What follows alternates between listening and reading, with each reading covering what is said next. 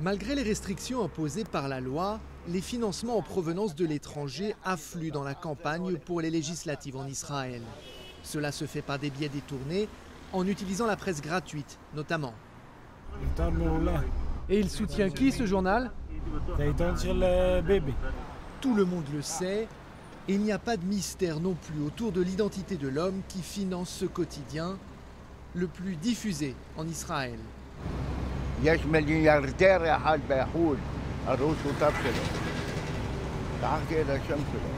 Nous nous rendons au siège du journal à Tel Aviv. Nous aimerions poser des questions à ses responsables sur le modèle économique de leur publication, ainsi que sur son rôle dans la campagne. Une porte-parole du quotidien ne nous a pas autorisés à filmer dans les locaux du journal, sans nous donner d'explication à ce refus. L'un des éditorialistes d'Israël Hayom accepte de nous rencontrer.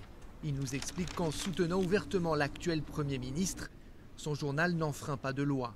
New York Times, grande référence mondiale, était pour Barack Obama. Wall Street Journal pour Mitt Romney. En France, je pense que Libération était plutôt François Hollande. Le Figaro était plutôt pour Nicolas Sarkozy. Ils ne l'ont pas caché. Israël Hayom, dans ces élections, est plutôt, je dirais, Benjamin Netanyahou.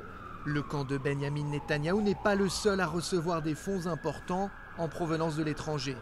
Grâce à une distinction subtile, l'argent qui vient de l'extérieur d'Israël pour alimenter l'organisation V15 n'est soumis à aucune limite.